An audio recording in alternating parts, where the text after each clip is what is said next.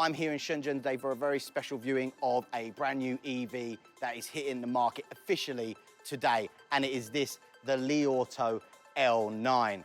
I'm Will, and this is China Driven.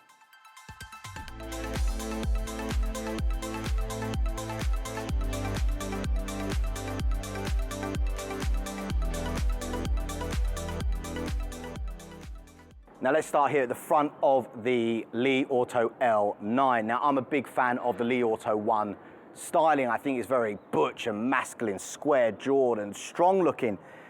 This is a far more minimalistic affair. Now, we don't have the big grille that we associate with the Li 1 here. In fact, all the active aero cooling for the engine has been shoved right down the bottom here. And what you're left with is this smooth, minimalistic kind of look. Now, there is some family resemblance between the two, most notably the halo bar. The Li Auto 1, it does stretch across the top of the bonnet, but it is interrupted either side by the headlights. Here, it is over 2 meters long, completely uninterrupted. And what doesn't show up very well on photos is it's kind of floating, kind of 3D. You see, although it's flush to the bonnet, there is a gap between the bottom of the light and the rest of the front end. And when you're standing here, you can see that kind of crevice gives this appearance that it's kind of floating and kind of two-stepped. Overall, I really like it. I think it's much more modern looking, much more fresh-faced than the Li Auto 1. Definitely looks more EV-ish. And then over here, you have the headlight cluster with the headlights, the turn signals, as well as the turn assist lamps as well, when you kind of turn the wheel and it throws light down a darkened road. And all of this is kind of integrated into this darker color at the bottom here, giving this kind of L shape, something that you'll find also on the Li 1. Now, the side of this L9 is distinctively Li Auto with that straight belt line and the chrome framing that goes around the windows. You won't find any fussy lines or overly creased bodywork here. You'll find a tiny little bit down here where the side collision crash bars are. Apart from that, a pretty smooth affair. The biggest styling difference to the Li 1 is the fact that the L9 now has pop-out handles, bringing it into the EV style sphere, if you like. Now, the other thing down the side is that these doors come quite far down the bottom, and what that means is that this area of the car is not going to get all mucky and grimy, so when you jump out, you're not going to end up with mud all down the back of your trousers. And the other big thing for the L9 is soft closed doors are now standard. And here at the back of the L9, you can see there is a strong resemblance to the Li Auto 1, with that halo bar also here at the back. But that rear windscreen is really, really big, giving you plenty of rearward view, as well as more light into that third row. Also, nice to note for those of you like me who like a rear windscreen wiper, there is one tucked up here in a hollowed out area of the spoiler. So that's a big thumbs up from me. Now, for the 2021 Li 1, Li Auto added an induction tailgate. Now, a lot of cars have induction tailgates, but for the L9, Li Auto decided putting the mechanism back here was not ideal, because once you wiggle your foot, you kind of have to move out of the way to stop the tailgate hitting you in the face. And if you're parked in a car parking space, you might not have a lot of room between the tailgate and the wall. So they moved it around to the side. So now you can just do it here and be completely out of the way. The other thing is that you can get the air suspension to drop itself by 5 centimeters on the rear axle with a push of a button.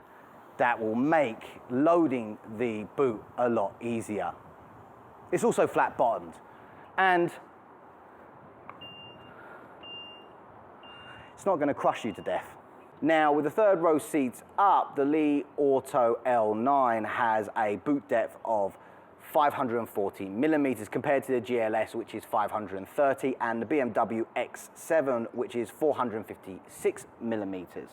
Now, back here, you can also lower the third row seats electronically and individually, and you can raise them as well using the same button. What's really nice is if you have the second row seats all the way back in the way, then when you go to drop the third row seat, it will first move the second row seat out of the way for you before dropping the third row seat. Now, even with both of these third row seats up, you can still fit a 28-inch suitcase and a 22-inch suitcase as well. And with them both down, you can fit a lot more. One of the big introductions for sensors for the L9 is the LiDAR. Now, unlike its competitors that use hybrid LiDAR, that is 128 line solid state LiDAR. Now, it does stick out of the roof, I admit, like a London Black taxi, but it's nice that it is solid state. For other sensors, you're talking 6 8-megapixel cameras, 5 2-megapixel cameras, 12 ultrasonic radar, and 1 full radar. Right here is behind, you can't see it. When we talk about processing power, then we are talking about 2 NVIDIA Orin X CPUs that are delivering 508 tops. Now that's a big upgrade over the Li 1. The 2020, the original Li 1, only had 2.5 tops of processing power. The updated 2021 had 10 tops of processing power. This, 50 times more processing power. In terms of suspension for the L9, we're talking double wishbone in the front and 5 multi-link independent setup in the rear. It's got air suspension and it also has CDC. So you'd expect it to ride really well, but we'll have to wait until we get one on the road to try it ourselves and to really feel how good the ride quality is.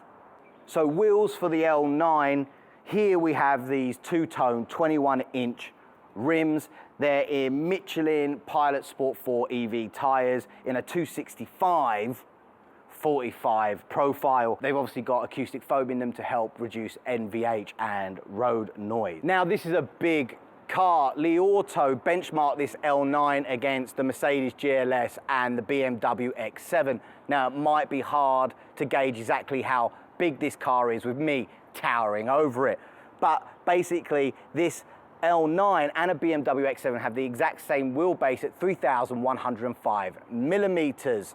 In fact, the L9 is 55 millimeters longer overall than a BMW X7. It's a big car. But the X7 is 2 millimeters wider and 35 millimeters taller. But you shouldn't judge a Li Auto car by its exterior dimensions, because the interior of this car is massive. Now, when I said you can't judge how big a Li Auto is on the interior by its exterior, now I'm going to tell you about it, because if I compare this to an X7, it's very impressive. Now, all these numbers are with 3 rows of occupants, and in the L9, you're looking at 1,066 millimeters of second row legroom, whereas in an X7, you're only getting 933 millimeters. That's a difference of 133 millimeters. It's quite a decent amount. For the third row, in a BMW X7, you will get 931 millimeters, but in the L9, you get an extra 24 millimeters at 955 millimeters of legroom in the third row. It's impressive. Okay, let's talk power and acceleration. There's some of you out there who moan and complain that you can't drive cars that fast on the road and blah, blah, blah. But it has some, so we'll talk about it. It's got 449 horsepower and 620 newton meters of torque, 177 horsepower on the front axle and 272 horsepower on the rear axle, making this rear-wheel drive bias. Now, it will go from a standstill to 62 miles per hour in 5.3 seconds, making it 1.2 seconds faster than the Li Auto 1, even though this is a bigger vehicle. And more importantly, it's a second faster, 62, than the Mercedes GLS 450 4MATIC, a car that this was benchmarked against. So there you go. Now, it's probably more power than you actually need, but it's got it anyway. Now, this is, of course, an extended range EV, which means it's got a engine and it's got a battery, and its battery is 10% larger than the Li Auto 1. In here, it's a 44.5 kilowatt hour CATL NCM 622 pack. And it's able to carry the L9 in pure EV mode for 180 kilometers or 112 miles on the WLTC. So that's really not bad, really quite a usable range. And this pack also has increased side collision protection. It's got some kind of crash bars that go down the side of the battery to protect it in the side collision. Now, its electrical generator or engine is a 1.5 litre turbocharged 4-cylinder. It's got a thermal efficiency of 40.5% and a consumption of 7.8 litres per 100 kilometres or just over 30 miles per gallon on the WLTC. And combined range, well, you're talking 1,100 kilometers or a monster 684 miles on the WLTC. I mean, that is a monstrous range to be able to do in one go. Now, Li Auto hasn't officially released the charge times for the L9, but we can guess fast charging is going to be in and around half an hour.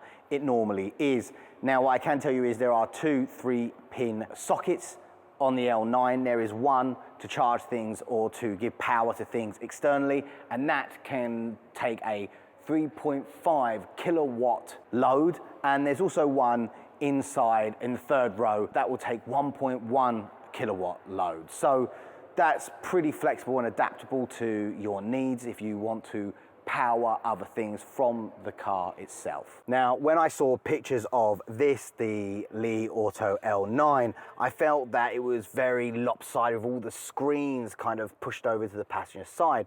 Thankfully, sat behind the wheel, it doesn't feel like that at all. Right in front of me is a super clear and bright heads-up display. Now, I'm wearing polarized sunglasses and I can still see it very clearly. Li Auto say that it's equivalent to 13.5 inches. Then in the steering wheel, you have this tiny 4.82 inch mini LED display. And on here, you've got things like, it's got your speedometer again, your gear, it's got some stuff about kind of battery usage, and obviously it shows you your charge and your fuel. So that's all there on the steering wheel. Over here, you have 2 15.7 inch 3K Samsung OLED screens, and they are super crisp and they are super clear. The thing about this is that actually the iPads, they're super responsive, right? They're super responsive, but you can use it very similarly to how you might use an iPad. You can swipe off the side to bring up menus. There's kind of a dock, and you can hold down on particular kind of widgets, and then you can just kind of slide them around and customize the infotainment screen. If you've ever used an iPad, it will feel very, very intuitive. It's honestly a really, really good kind of system. Obviously, don't have that much time to play with it in depth, but just how responsive it is and how easy it is to move around and how intuitive it feels to find menus, it really, really does seem well put together. The material up on the dashboard and here, it is thicker than the Li Auto One. If you've seen my review of the Li Auto One, you will know that I mentioned that the leather up on the dashboard is very thin. When you prod it here, it's maybe two or three times thicker. So it feels a lot better. Minor point. Now, something new for the L9 is gesture control. Now, gesture control itself is nothing new. We've had it in vehicles before, but what Li Auto has tried to do is combine it with its voice assistant, so you don't have to remember long strings of commands. Instead, you can just say, Li Xiang Tongxue, Kai Jiga. I mean, come on. You just point it and say, open this, and it opens. I won't do any more because it doesn't always understand my Chinese, but that's a me problem. There's also dual phone chargers here, and if you have an Android phone, you can go to a Li service center and you can pay them to upgrade them to 60-watt wireless charging. There's also a compartment underneath this center console, although it's not rubberized, but you know, I'm sure there'll be either third-party aftermarket or something through Li Auto's own app. There's a split armrest for some storage, and there's a couple of USB chargers as well. There's also a 12-volt underneath in this compartment. A couple of cup holders, all standard stuff. Now, welcome to the lounge of the L9, this second row. Now, the front row and the second row all have 10-point spa massage function, heat, ventilation. All of the seats in here are bigger and softer than in the Li One, and they're all Nappa leather, but you do still get these lovely little pillows on the headrest. But now rear entertainment is sorted out. We have a ceiling mounted 3K Samsung OLED display here. Here it's in a 16:9 ratio. Not like the Li One where you have to try and crane your neck around to see the screen in front.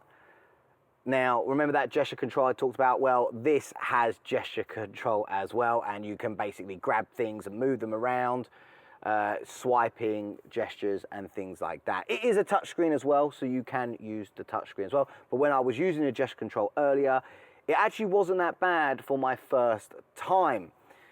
Now, back here as well, you also have a fridge. It will hold up to like 8 cans of Coke, and it will keep them cool from 0 to 7 degrees, or you can warm things from 35 to 40 degrees Celsius.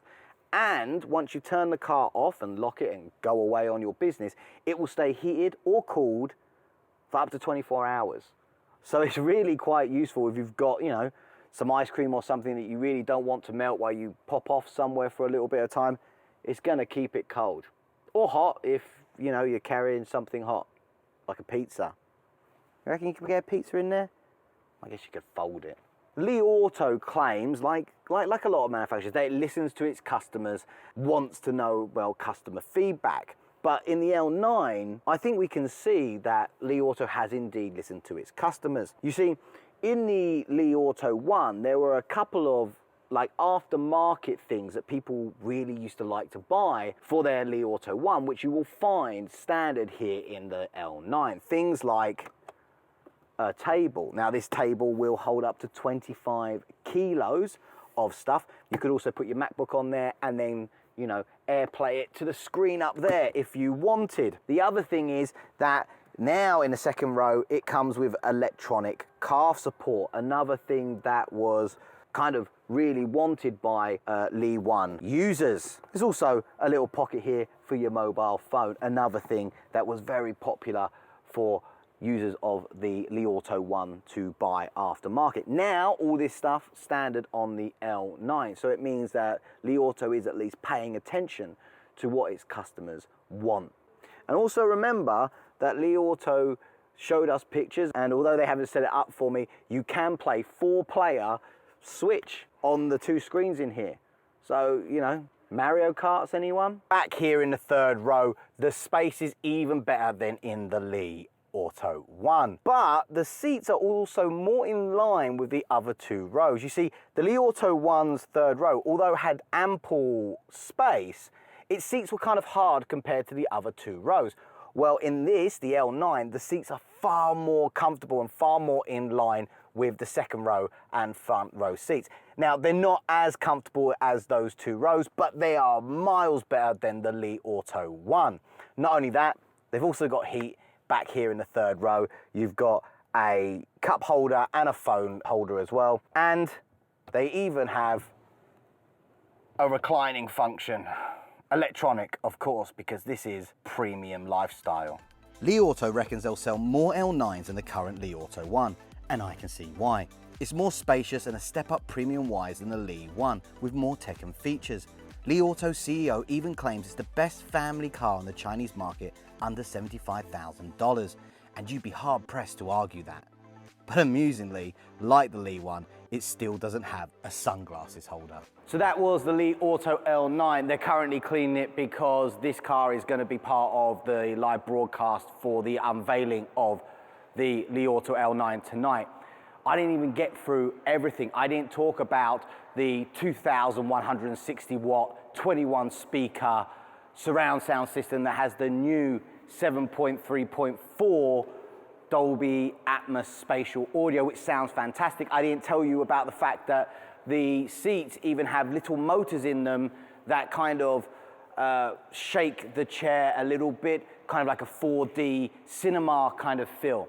I didn't tell you that it has 2 5G SIM cards in here, one for China Unicom, one for China Mobile, to ensure you've got strong signal strength at all times. I didn't even tell you that on the second row, there are 2 USB-C chargers which are capable of 60-watt output, or that there is a jack there for VR headsets.